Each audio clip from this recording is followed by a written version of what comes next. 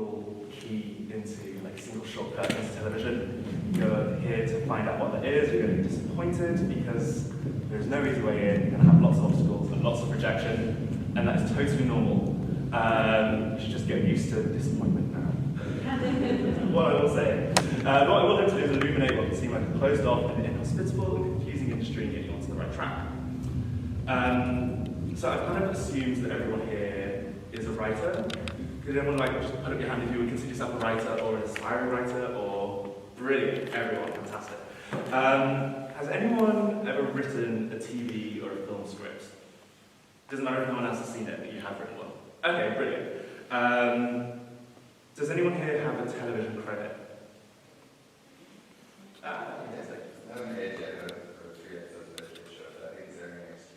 Brilliant. Okay, fantastic. You may know a lot of what I'm about to say, or maybe not. So apologies if it's boring. For you. And does anyone have a literary agent and representation? Okay, cool, good. No problem if you don't. This will be a useful thing to know to sort of gauge where you are in the process and like what doors will be available, what opportunities will be available to you. They do exist, but they're not a writer's room. On the BBC Writers' Room website, they've got an archive of a ton of BBC dramas. So just go on there and just like find, if you love Luther, find the Luther scripts and read those. We're talking about Succession. If you Google Succession script PDF, there's, I think they posted the wedding episode from series 1. You've not got that yet. But there's a Succession script on there, and you can see what that script looks like, and it's just really helpful for you to know. Cool. Okay, so route into TV number 1, getting an original idea developed. So this is like the purest way into television. Having an idea, a brilliant idea, you are the writer, you bring it to a production company, and they make it. So there are probably about 100, maybe more, production companies in the UK. Probably about 100 production companies in the UK plus. So BBC Studios, I work for, is a production company. It's a pretty big one. There are lots of others that refer to themselves as indies, as in independent from the broadcast. All of these production companies are going to work with writers to develop ideas into pitches, and then those pitches are pitched to commissioners, who are the people, the broadcasters, who make the decisions about what gets money, what gets funding, what gets made. You'll be aware that all the main broadcasters, there's the traditional one, BBC, ITV, Channel 4, Sky, and the streamers, Netflix, Amazon, Apple. There's tons of other ones as well, tons of other people that also just give you some money to make stuff. And if all goes well, they'll commission and greenlight a show and give the company a ton of money and it'll go get made. When you're thinking about what your project is that you're sort of trying to pitch, if you've got a little sense in the back of your mind, then obviously it'll change. If you've got a sense of this is maybe like an ITV show, or maybe this would be fit in really well on Sky. If there isn't, and it just really helps to have a sort of destination in mind, something that you're developing. So what I've just described is a massive simplification of the process. There are a ton of steps. You'll go with a pitch, and then it might become a 1-page document or a 2-page document, or you might get the money to do a whole script. And there's tons and tons of rounds, tons of waiting around for people to read your thing and get back to you. And at every one of those steps, it could fall down. Such a small percentage of ideas actually get made, and you just have to get used to it. And it's not necessarily an indication that the idea is good. It could be too similar to something else, and that's the reason it disappears. You've just got to be really not precious about this thing that you poured your soul into. Just let it die and move on. It's fine. It's how it works. I'm really sorry. So all of these production companies will have a development team with development people like me, whose job it is to identify new talents. And the way that we do that, so we might go along to things like the Vault Festival and try and discover new talent that way. But the most typical way it's done is by reading spec scripts. So spec scripts, if you don't know, is an original script that you've written off your own, sort of off your own back. Not related to another show or whatever. It's something that tells the world, it's sort of a calling card, and it tells the world the kind of writer that you are, as well as sort of being an indicator of your ability. And then there are developer people like me who just have to read a million of those and work out what we like. Yeah, sure. I think it's like just free submissions. So this is the problem. So if you've already got a spec script, how do you get that read? The vast majority of companies will have a no unsolicited script policy, which is a nightmare if you don't have an agent. And like, you can send stuff, but it probably won't get read. And if you just send too much stuff, you might just annoy someone, which you don't want to do. So basically, what I'm saying is you need an agent. And now there's lots of agents out there, and you need to find a good agent to represent you. And those agents are also similarly on the lookout for good people to represent. When if you're looking at the sort of TV writers that inspire you or are similar to what you do, just Google those people and work out who their agent is, and then maybe you can send send an email, their contact details all online, send an email to the agent being like, oh my god, I really love so-and-so, I saw that you represented them, would you mind reading my script? And hopefully you'll get a meeting with them, and that might take off. Similarly, if you have got a show on, just invite agents along to that. It's all tedious, it's all networking, and that's sort of what you need to do to get in. And there's other sort of more proactive things you can do. You can make like a super low budget short of some of your writing. A video is easier to watch than a script is to read. You can send that through, or if you're doing like a sort of small reading of some of your work, also really great, and might be a better way to sort of meet these people face to face and get representation. And then of course, once you get an agent, they'll take 10% of your earnings. It's another thing to consider. Another side note on agents. It's really important to just find someone who understands you as a writer. I've heard lots of horror stories before of agents who just don't get the writer, or will send you off to meet with companies who don't make anything that's vaguely related to what you're interested in. And it's going to be really, really difficult to know if your agent is shit, because you know nothing and they know everything, and they're sort of holding the keys to all the doors. So I'll just say, just remember that you're paying them and you're the boss, and you can fire your agent to do that. And I know lots of people who should, and they don't. So yeah, you have your brilliant spec script, and you have your agent. Your agent will send it out to all of the production companies, and then hopefully someone like me at one of those production companies will like what you've written, and then we'll set up a general meeting.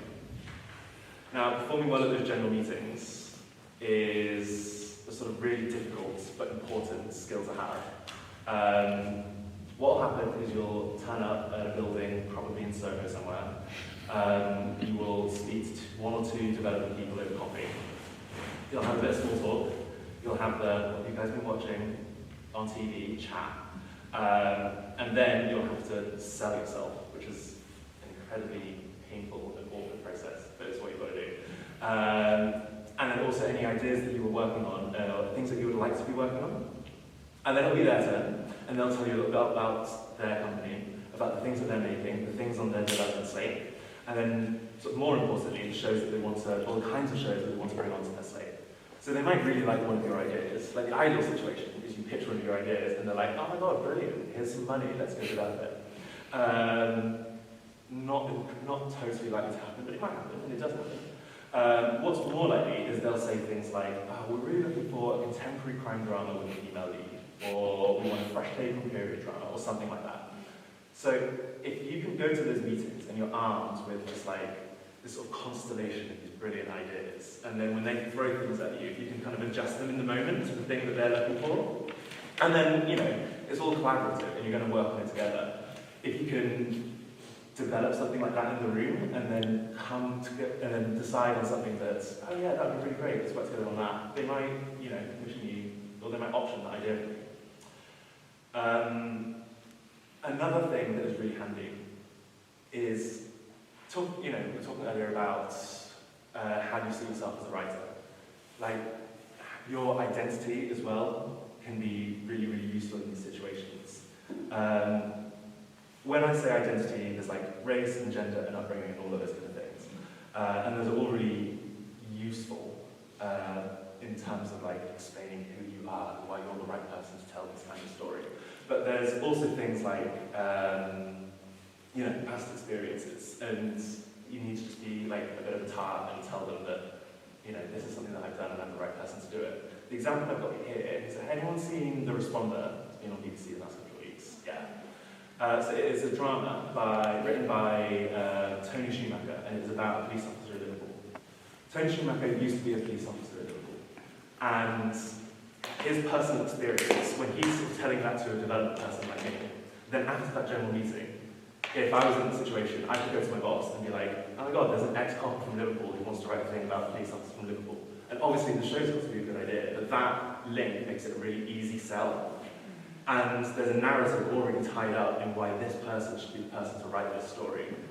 And then, you know, the head of drama at my company can go and pitch that to BBC, and then they will get it instantly.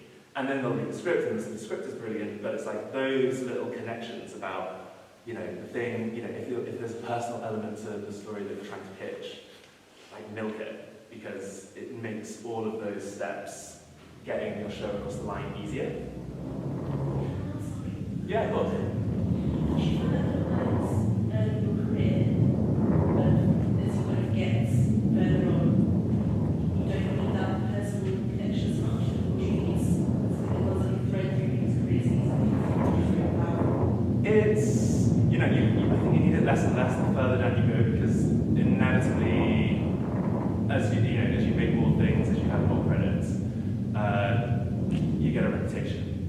And I don't know, if you know, there are some writers out there who like used to be doctors, and they end up working on a Holy City and Casualty, and they might do a medical thing, but then like it might get to the point where you're like, I just don't want to, like, I don't have to write everything about doctors. But you know, you've already, but it's a really, as a first thing to get in the door, it's really, really handy. So, you know, ideally you can be the sort of the person you can control how much of that you tell people, but there's a sort of, it's not a gimmick, because you have got like that personal experience, and it does make you kind of more qualified to tell those stories, but within, you know, the way other people talk about you, it just makes, it's an easier shorthand to explain why you should write this thing. But yeah, you can control it as much as you want.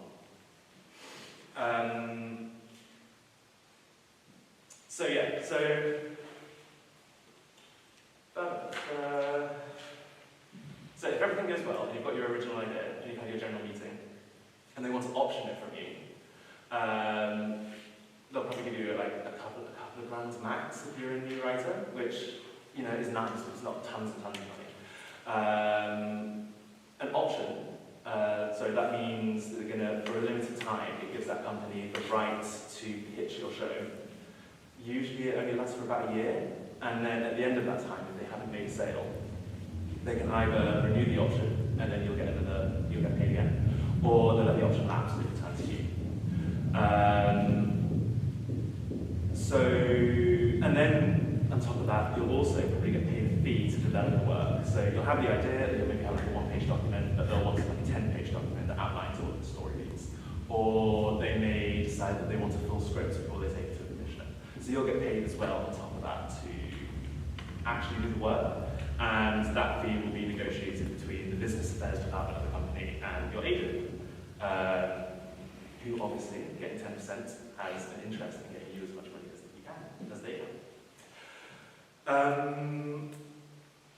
Yeah, so the other thing to say about those general meetings is a company may already have their own existing idea of the thing, or they may own the rights to a book, or something like that. And they may sort of identify you as the person who would be a really, really good fit for adapting that thing for them.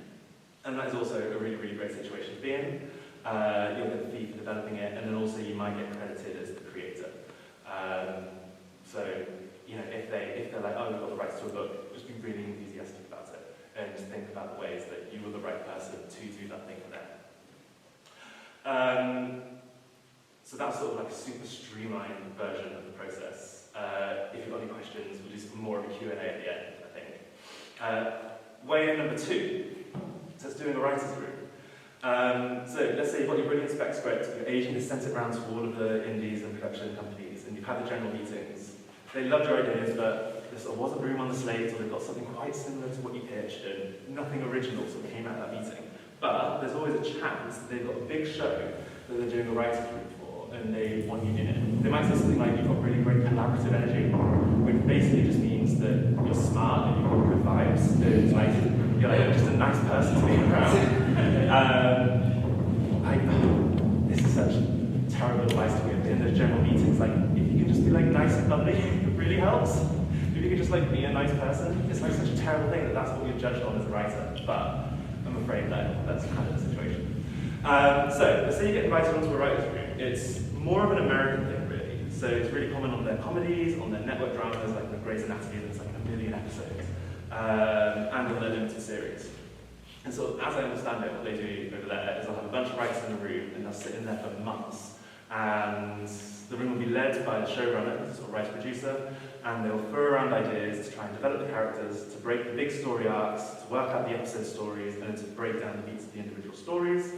And then a writer will get allocated an episode to write, they'll go off and write it. And then the showrunner will typically overwrite everything at the end to sort of do that sort of authorial polish. So, in the UK, ignoring the soaps, our shows typically have fewer episodes than they do in America, and historically they've only been written by one person. We don't sort of have a legacy of these big writers' rooms that America have. But we're doing more and more of them. But in the transition to the sort of UK writers' room, it's kind of a little bit less collaborative. What will usually happen is you'll be invited into a show.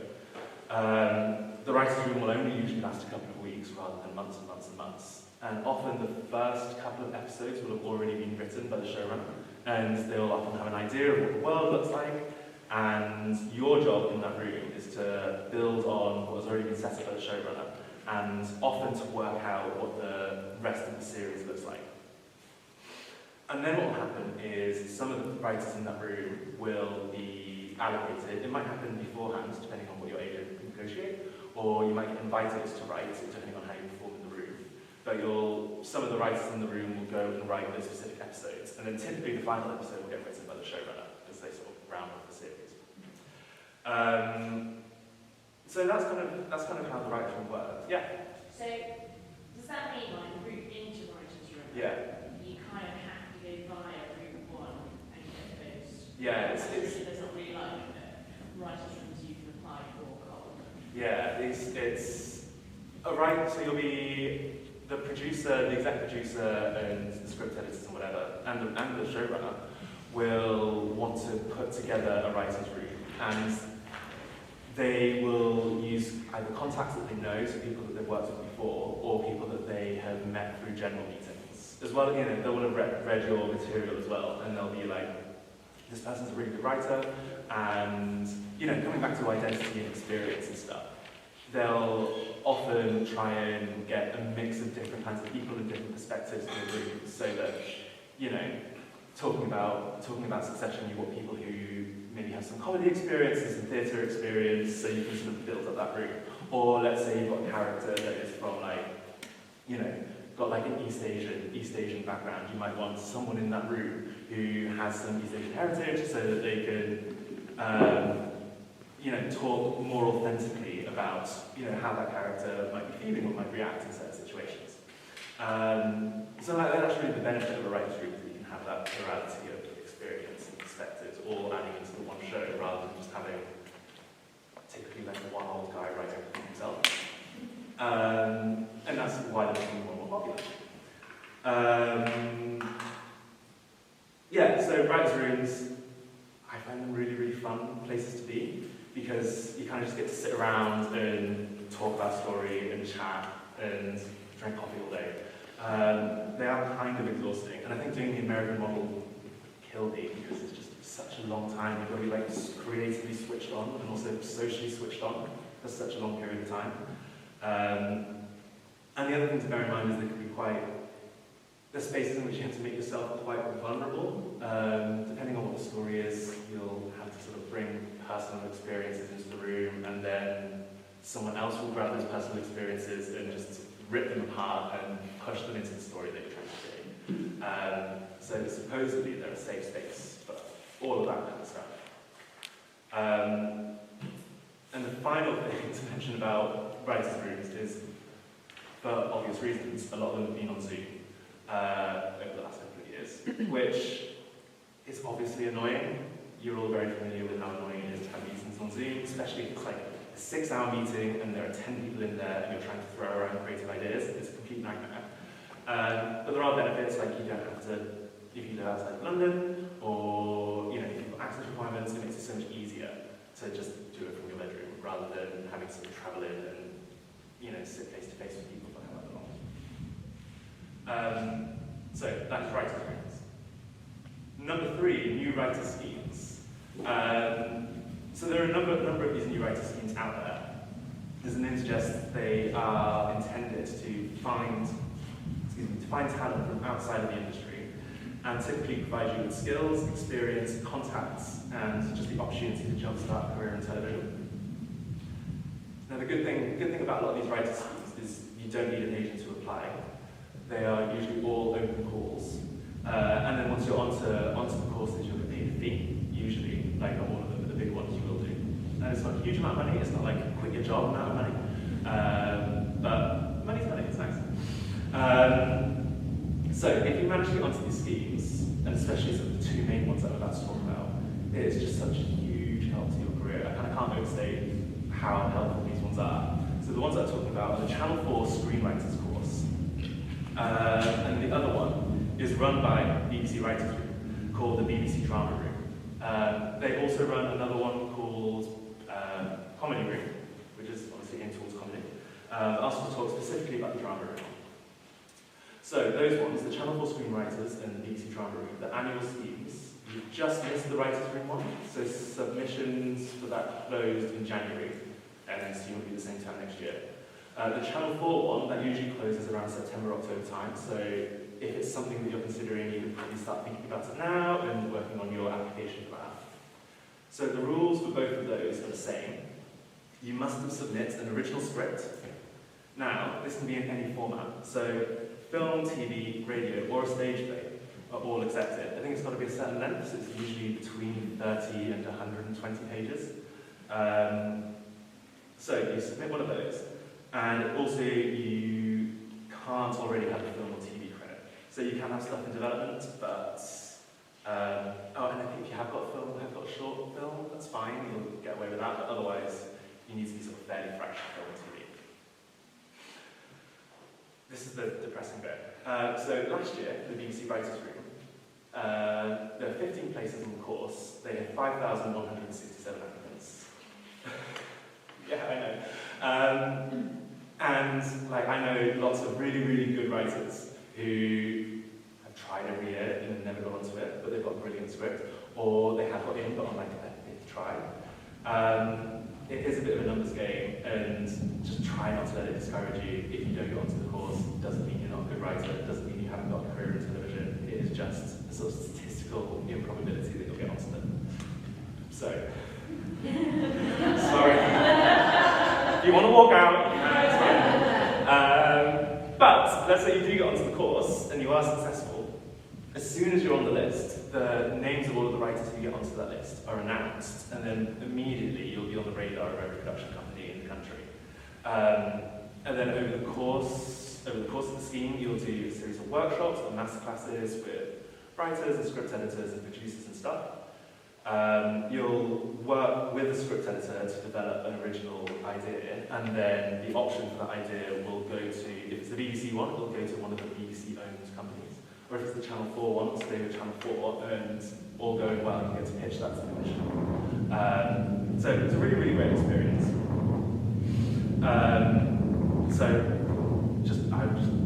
All of you, it's just even if it's just a stage play, just a stage play. Even if it's a stage play and not a television script, just apply for it, because if one of the readers likes your writing and it gets through, it's great, it's a huge jumpstart to career. So there's some other schemes to look out for. So there's a bunch of other ones that are run by the BBC Writers Group. There is the Regional Voices Group. So for various regions outside of London, I know there's a Cornwall one, for example. It's just sort of a group of those writers, and they'll develop you and give you some industry contacts That's not an open access, that's not, sorry, an open core thing. They'll usually sort of hunt you down, but if you are like, I think there's a commentary one, and yeah, it's just worth looking up. If you're from a particular area of the country, it's something that might be helpful. There is also the BBC Writers Access Group, which is the same kind of thing, but it's for writers with disabilities. There's the show that I worked on a couple of years ago called The Break, which, as I said, it's the 5-minute monologues for BBC Three. Now that one isn't open call. What they do, every time they're having a series, they will invite anyone to submit a pitch for what your 5-minute monologue on BBC Three would be. The one that they're developing at the moment is all, so I think this is related to the Coventry group, they're all related to Coventry or the surrounding areas, all with writers from that part of the Midlands. The one before, which was my year, was all writers with disabilities. Like you can watch them all online, and next time it comes around, it's just worth putting a pitch together.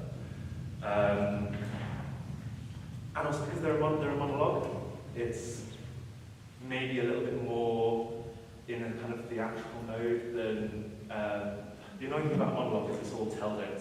It's not show don't tell, it's tell don't show, which is the usual sort of television truism. And then the last scheme that I'll talk about is the BBC Writers Academy. So it's kind of a similar thing to the BBC Drama Room, but it's got more of it's more aimed towards writing for continuing dramas and soaps. So again, the application for that, it's an open call, they run it annually, and to apply, you have to submit an original script plus a pitch for one of the existing BBC soaps. So when you apply, there'll be more information on how long it needs to be, but you'll need to do, like if you were writing an episode of EastEnders, Casualty, Doctors, River City, or Hobbit-Become, if you are Welsh speaking, you do a pitch for those, and then if you get onto it, you work with writers, you work with script editors and producers, and they sort of train you up, and then at the end you get to write an episode of one of those shows. So really good opportunity if you can get onto it. And then that leads me into route into television number 4, which is continuing dramas and soaps. So as I said, last year I was working on Holy City, which you may know has been cancelled, sort of very sadly. I know. Yeah, the last episode is next month. Which is, yeah, it's pretty upsetting. Also not my fault. I've been there 6 months and they announced it, and I was like, oh god, but yeah, so the soaps do kind of get, people turn their noses at them a little bit. Which, you know, they are inevitably less high quality than the high-end dramas because there's less money on them, they have to make them more quickly. But the things that are really, really good about writing soaps are, one, you get to move really fast. So if there's something that's like in the headlines that you feel like, oh, I need to talk about, it's an opportunity to be able to address that issue and then for it to be on screens within like 6 months. So the turnaround, and like, you know, if you're talking about the development process on an original idea, you could be working on that for 5 years plus before it even gets filmed. So you get to move around, you get to turn it around really fast. And also, just like loads of people watch EastEnders. So if you work on EastEnders, you're just going to get tons of people seeing your work. And obviously, like, that's not why you write, but it's nice to have an audience. So all of these soaps, they'll have a group of core writers who are typically contracted to write a certain number of episodes every year. But then beyond those core writers, and those writers are going to be people who've been on it for decades, and people that the producers really trust, and people who like really get the show, really get the characters. But there's always a huge drive to get new writers onto those shows because they need fresh blood, because, you know, they want maybe younger writers, or also just to ensure that when those core writers retire, there is someone to write EastEnders. So they're always trying to get new people in. So I think it's quite difficult for me to sort of tell you what the way into the continuing dramas is, because it'll be different from show to show, and it isn't quite as, you know, apart from the BBC Writers Academy that I mentioned earlier, there isn't like a Emmerdale scheme that you can get onto. What each of the shows will do internally, probably, in my experience, is they'll have a thing called a shadow scheme. So let's say they'll have like the one episode that's going to go out, and there'll be kind of the brief of what that episode should be. but they'll also give that to someone who maybe doesn't necessarily have writer credits or has done a couple of maybe theatre things, wants to get to TV. And if they've made contact with the script producer on that show, they might be like, maybe you can shadow on this episode. And I'll have a bunch of people who write shadow scripts for. So on Holby City, we had a bunch of people who would write shadow scripts. And then those scripts would go to the very senior exec producer. And they'd be like, oh, I really, really like these people. And they would get given an episode in the next series to write themselves. So again, a really, really great way to get into that machine. And a really great way to get credit. How do you get onto the writer schemes? Really, really tricky. Often the script producer on each of those shows will be tasked with scouting people. So it might just be, so a lot of people who get onto it are just asked, but if you do have an agent, or if you do find out who the script editor is, who the script producer is, again, without being sort of too annoying and messaging them every week, in which case they're never going to want to speak to you. If you maybe just send them through your spec script and just say how much you love the show, or get your agent to do that for you, and then that'll start the process of maybe getting you involved in the show. A little word about how those continuing dramas work. So it's sort of very different to, if you're writing on a bigger show or your own show, because they are just these huge machines that need to generate tons and tons of story every single week, and they've got continuity going back years and years and years. If you are hired for an episode, you don't necessarily get to plot what happens in your own episode. So each of these continuing dramas, they've got a story team, and then what their job is to plot all of the character arcs over the course of an entire year, over all of the episodes. And then they will produce a story document, and then when you start writing on it, they'll give you the story document, which I think it'll vary from show to show, but it'll basically be like, this is exactly what needs to happen. Some of them, it depends on where you are, and I would recommend if you're working on a continuing drama, before you go into like a big meeting with all the producers, have a conversation with the script editor about how much you're allowed to deviate from the script document. Some exec producers are like, story is the story, you need to stick with it, and others you can be a bit more flexible. And then often there might be like a guest story. So on Holby, we would always have like an A story, a B story, a C story, and then there'd be a guest D story that would sometimes be left blank, and that'd be an invitation for the writer to be like, oh, on this ward we will have a patient come in, and if there's like an issue that was really close to your heart, or a story that you wanted to tell, you can make that guest story about that thing. It is so hard to write to a story document. It might sound like a lot of the hard work has been done for you by someone providing you the story, but firstly, you'll get a lot of restrictions, like because of actor availability, or because the fact that they're filming so many episodes simultaneously, it will mean that certain actors are not available for certain scenes, or because they're filming all the time and actors need to go on holiday, that character, they might just book some annual leave, so you just can't use them in your episode. Or you can't use a set because, they're having to renovate part of it. So there are all of these restrictions, plus you've got the story document, plus you're trying to write the best episode that you possibly can. Like every episode or so, and this is why it's like, don't turn your nose at episodes, you need to write the best possible episode of Coronation Street that you possibly can. But you're doing it with your hands tied behind your back. It's a proper skill, it's really, really difficult. And if you're good at it and you get invited back, it's really nice to have that consistent, reliable work as a writer. So yeah, that's it. So that's sort of grouped in number 4. So there's the 4 I've outlined. We've got original development, getting into a writer's room, getting onto a new writer scheme, and the continuing drama. So yeah, that's it from me. Does anyone have any questions about anything we asked? Back there. Me? Yes. Oh, cool. Hi. Hi. So I wanted to know if you're developing something that's very improvised, very ad-lib, where you sort of have a script structure, but a lot of the great lines come from just improvising and being on set. How does it work, working with the script editor on that? Do you still have one, or how does it sort of work when it's something so improvised? God, maybe difficult for me to say because I've not necessarily worked on anything like that. Is it more of a comedy? Yeah. Yeah. It's So comedy, in my experience, works very differently and doesn't actually have they don't have a script editor working on it. You work more closely with, a developer producer or the producer on the show. But having said that, I know from speaking with other people that have worked on comedies that often you'll get pushback from the commissioner and they'll just be like, I'm not going to give you loads of money because I don't know what you're going to say.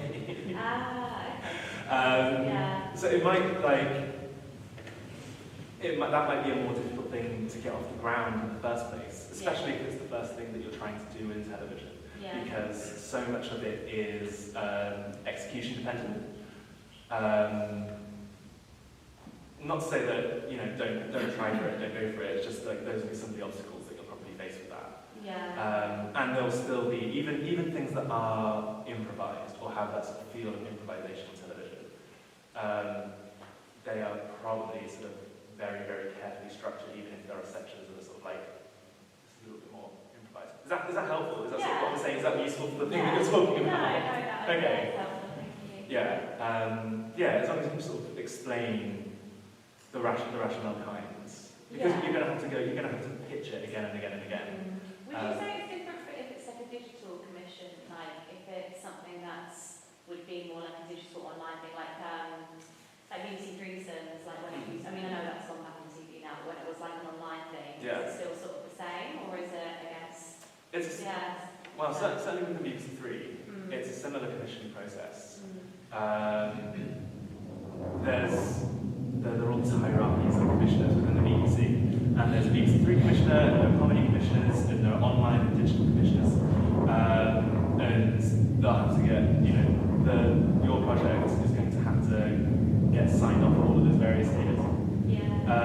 So as long as I guess you feel confident in yourself and the pitch and the producer that you're working with or whatever, to be able to communicate your intentions for that show, if you're not able to get it down in script format, then you should be fine.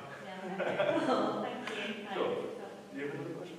Yeah, I was going to ask about scripts that also involve like a lot of physical moments. And if like that's a useful kind of script to send in with like just a description to an extensive physical moment, or is it better to like focus on scripts that are just words if you're doing kind of the submitting process? What do you mean by sort of physical? So I guess like I'm very physical theatre, and so do a lot where there's a lot of the story is told physically. In a way that I also think could be interesting on screen, but how is that a useful first kind of script to send, like a long description of a physical moment rather than it won't just be dialogue.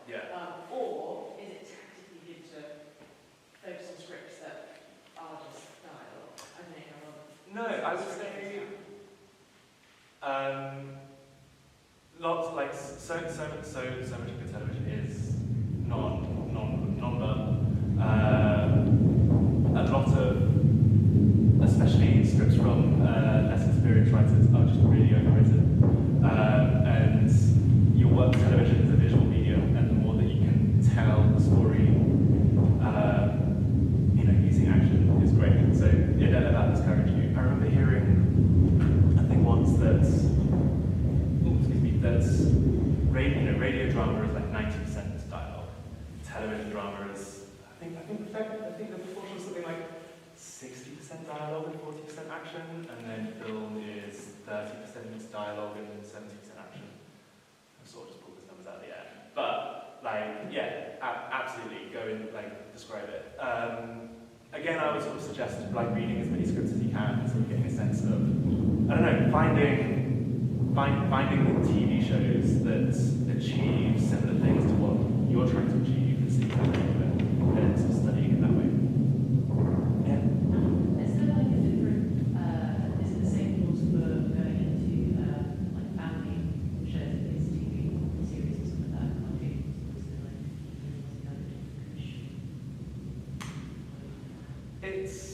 So if we're talking about stuff like, CBs, Yeah, similar. So there are certain companies that specialize in that sort of stuff. You'll go to general meetings with them, and they'll commission something, they'll develop something with you, and they'll Send you a picture of your show. yeah. So, but like again, it's just really helpful to do your research wherever you can.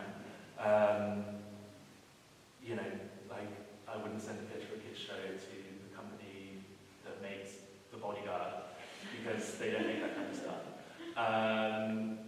But it's a similar kind of process. You might know more about kids TV than I do. I mean, so I would get a TV show called PJ Masks, which is Disney, that they, I mean, it was kind of weird because it was all in lockdown, so it was all done by Zoom. I only actually met the head writer of the show on Zoom. And like, there were other writers on the show that I never had. But he was like the head writer of the show, also had much as a script editor. Like to get that job, they did a call out because they were looking for writers for the show, and I actually submitted my calling card script, which was like a drag comedy pilot that I wrote. Because it was quite animated, you sort of thought this person's voice might work well for this show. What was the question? No, you can answer Yeah. that. Yeah, no, that's really interesting what you said though about the fact that your spec script wasn't a kids show, but there was something in it that they were able to identify as maybe right for this. Yeah. And so I know there's a writer that I work really closely with, that she mostly does sort of quite gritty crime stuff, but she's also writing on kids TV shows. Sorry? She also works on kids shows. For like a range of ages, sort of more like teens and also sort of preschool shows. I actually should probably find out how she got in with those companies. Whether she did just submit her crime spec script and then went for a meeting and were like, I just like you and think you get the kind of thing that we're trying to make. Because everyone that works in development, we do understand that writers aren't just going to write one kind of thing. So that's why the general meeting is so important, because it's like, if you've got 5 scripts, I'm probably not going to have time to read all of them. But if I can read your spec script, often the thing that I'm most looking for is just like, can this person write? And there can be all of these like specific things. It's like, oh, they're really good at doing science fiction, or they're really good at capturing the voice of middle-aged women, or something like that. But actually, more often than not, it's just like a kind of yes, no. Can this person write? Can this person do structure? And then it's from having those general meetings where you assess, your ability to come up with story that might be appropriate for television. Like, can you think of a story that is able to generate however many episodes? Or are you going to be a really collaborative person so that if you are invited to write on the show that we already have in development, are you going to be good in the room? Are you going to be receptive and collaborative with the showrunner? All of those kind of things. So what I would say, regardless of what you're doing, just get your spec script really, really good. And then prepare yourself to perform as well as you can in the general meeting. Yeah? In terms of formatting, because I come from more of a stage writing background, and I've always sort of not avoided it, but found writing on the screen a bit overwhelming. Yeah. Because like it is written structured in a very different way. I would recommend cell text as a starting point as a program to use for writing. But in terms of submitting something, would you sort of overlook something if it's not formatted in the right way, or the action is not written in the right section, or it doesn't quite work format-wise, or is that not something that you're bothered about? No. Well, yes and no, right? So like, as someone that works in television and reads a lot of scripts, as soon as something's not formatted correctly, I'll be able to spot it immediately. And although that wouldn't necessarily I'm not going to like throw it out the window or whatever. Yeah. I'm going to carry on reading it, but it just like becomes another obstacle, and maybe like a subconscious indicator. It's like, oh yeah, this person isn't really a television writer. No, obviously the thing that I'll be looking for is like you can learn to format things really easily, and if it's not formatted correctly, I'm still going to read it and looking for like, can you write? But having said that, so I've never actually used cell-text. There's Final Draft, which is kind of the most commonly used program. It's quite expensive, and there are certain ways to, like, even if you're using Microsoft Word, for example, if you know your way around Microsoft Word, you can format it so that your action thing's the right length and that your character heading comes in the right place on the page. So what I would say is, if you can sort of try and format it correctly, because it will help, but it's not going to be a sort of absolute barrier. There's a free version of cell-text where I think you can say like up to two different scripts or two different projects for free, and it's kind of comparable to draft. Yeah. It is a different bit. No, I think there are a couple of other sort of free script writing softwares out there. But like, I would not read something because it wasn't formatted correctly. Similarly, like, try and avoid having typos in your spec script and to get other people to read it just to make sure it's not there. If there are typos, it's not going to stop me from reading it, but it's just going to be like another little red flag. And if it's like the third script that I read that day, like, it's so temperamental, and it's maybe not the most encouraging advice to give, but it's like, if you're immediately putting the development person into a bad mood reading your script, they might just not warm to you in your writing. So everything you can do to sort of smooth over those things, do what you can. It's also like absolutely fine to submit as your spec script a stage play. And I've read some brilliant stage plays and met people off the back of those. And it's always with the understanding that, like, oh, you haven't written television yet, but I can see something in this that, you're brilliant at structure, you really, really get dialogue. Like, I'm so gripped in what you've written. And, we can recognise how those things are transferable. But yeah, try to, it's actually really hard to read, I find, television stage plays. Everything's done in that Courier font, in that typewriter font. Yeah. It's all a bit archaic. But that's just how it is. I don't know why it is. I don't know why it is like that, but it just is. And if you send something in that was in a different font, I think, like, even though it's easier to read, like, the majority of development people will be like, who does this person think they are? Like, they can write in, like, not the television font. Like,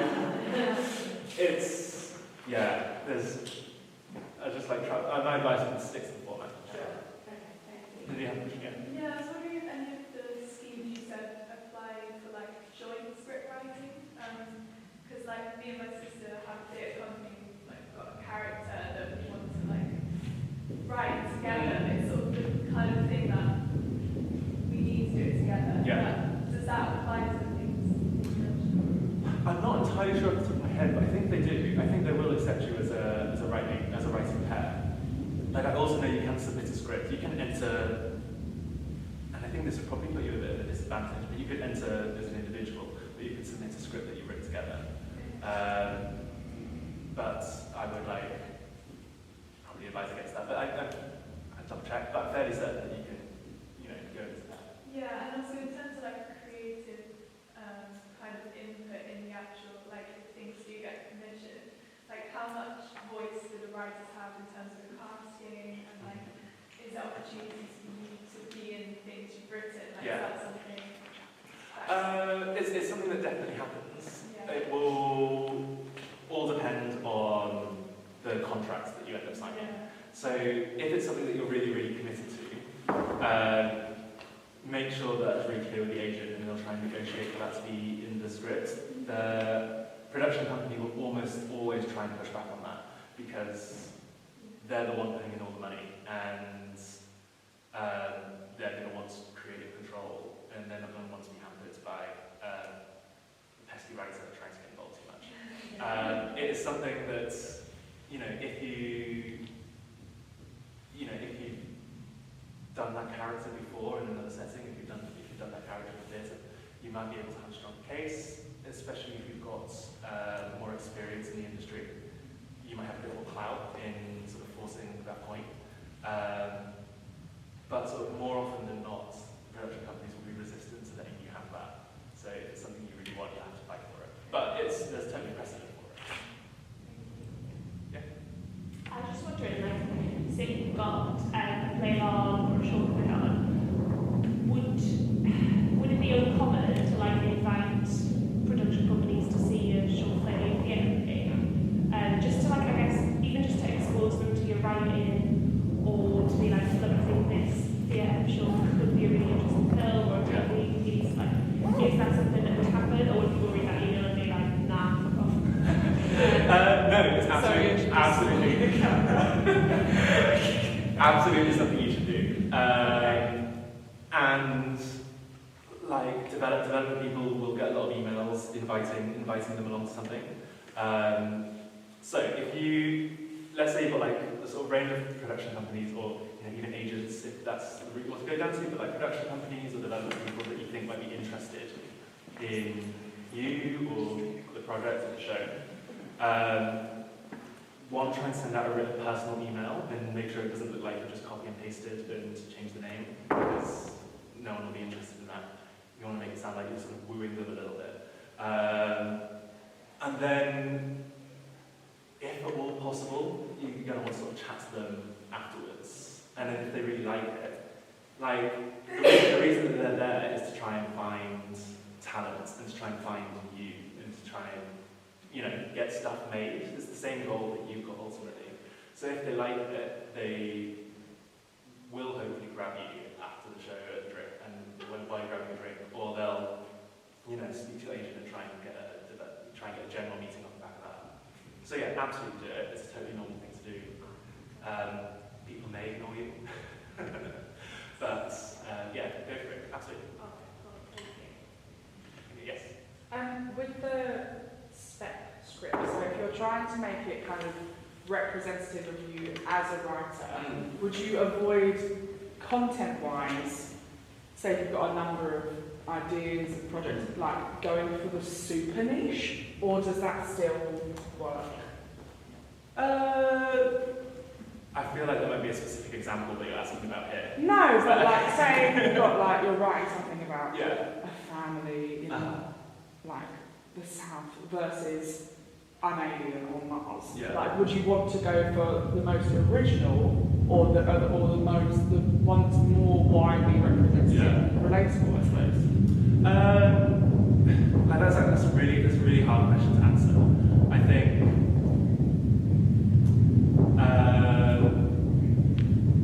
probably the one, maybe a bit of a cop-out answer, but just the one that you think is better. Yeah. But then if you're doing something that is very, very genre, for example, that will kind of immediately get you pigeonholed as a genre writer. Something that you can do, and I've seen some agents do it before, is they've sent me scripts. We were talking about a writer, and they'll send me sort of, more than 2 is a bit annoying, but I'll get sent 2 or 3 scripts from that writer, and I'll probably only just read one of them. But if there's two scripts, if one of them is a family drama, and then the other one is like a pirate adventure, I'll probably read the one that I sort of more fancy that day and just be like, oh yeah, this person can write, depending on which one it is. But it'll also be a bit of an indicator that this person has range. What you don't want to be is, I don't know, if you're, I'm trying to think of an example. If you grew up in an orphanage, for example, and then you write really, really great scripts about being an orphan in your orphanage, but then all you write is about being an orphan. And then there'll be kind of, people will start to be like, oh no, that's the orphan writer. Sorry, an orphan is a really terrible example. But you don't want to be the orphan writer. So being able to, so if you do have a sort of a range of things that you can write about, that you are interested in, maybe send 2. They're probably not going to read it, they'll probably only read 1. Unless they love it and they're like, oh my god, I need to see what else this person can do. But yeah, that might be sort of a neat way around that. Anyone else? Yeah? Just one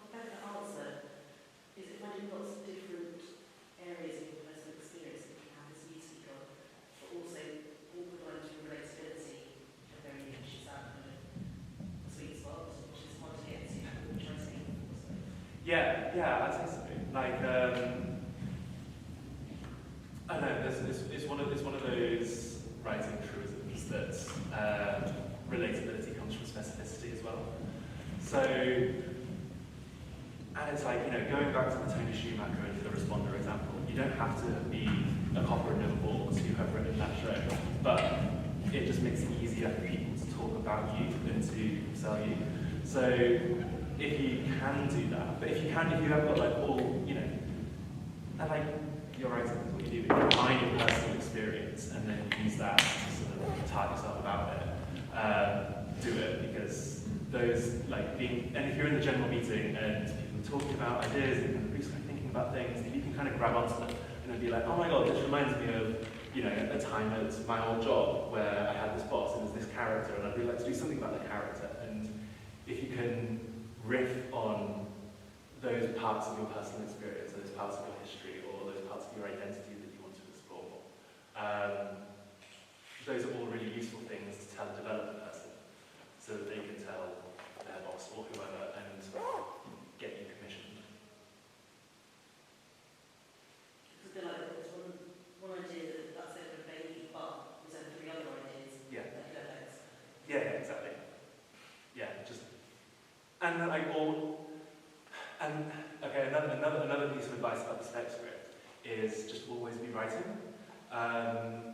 If you know I've received a script from a writer, and then like a couple of years later, the agents are just trying to they're shooting out scripts constantly trying to get that writer stamped and commissioned, whatever.